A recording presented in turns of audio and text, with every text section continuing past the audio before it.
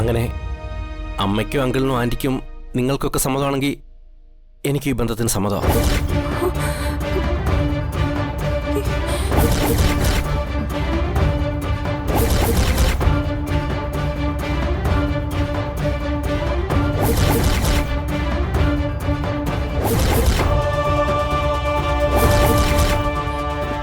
എനിക്ക് ചില കാര്യങ്ങൾ സംസാരിക്കാനുണ്ട്. സംസാരിക്കാലോ. മരുമോൾ അപ്പച്ചിയോട് സ്വകാര്യമായിട്ട് സംസാരിച്ചാ മതി. വാ വാ.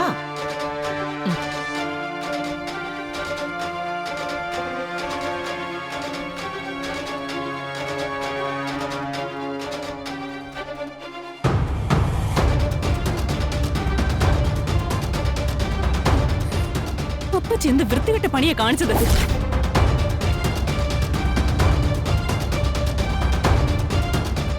മറ്റൊരാളുടെ ഭാര്യയായി എന്നെ പെണ്ണ് കാണാൻ എന്തിനാ ഇവരെയൊക്കെ വിളിച്ചു വരുത്തിയ? നിങ്ങൾക്ക് എന്താ ഭ്രാന്താണോ? മിണ്ടിപ്പോകരുത്. മിണ്ടും. എന്റെ നാവിനെ തളച്ചിടാൻ ആർക്കും ഞാൻ അധികാരം കൊടുത്തിട്ടില്ല. പറയേണ്ടത് പറഞ്ഞിരിക്കും. നീ പറയില്ലടി.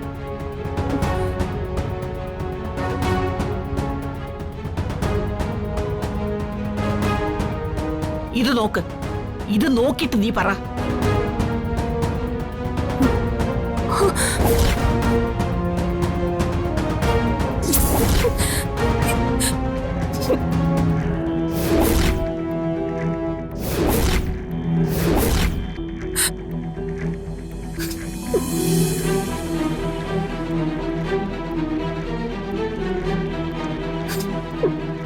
എന്നെ അറിയാലോ നിനക്ക്.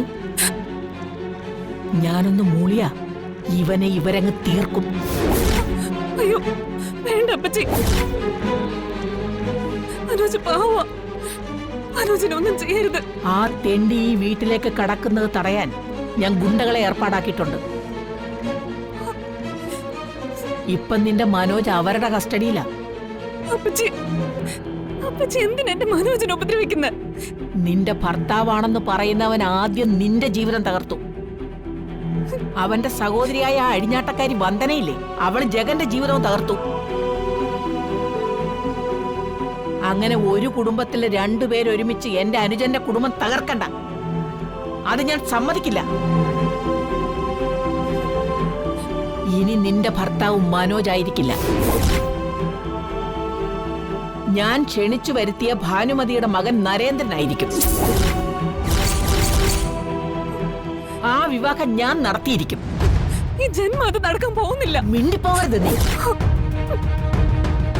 ഇല്ലെങ്കിൽ മനോജിനെ ഗുണ്ടകളെ കൊണ്ട് തല്ലിച്ച് അവന്റെ അടിയന്തരവും നടത്തിയിട്ട് ഈ ആനന്ദവല്ലി മടങ്ങൂ.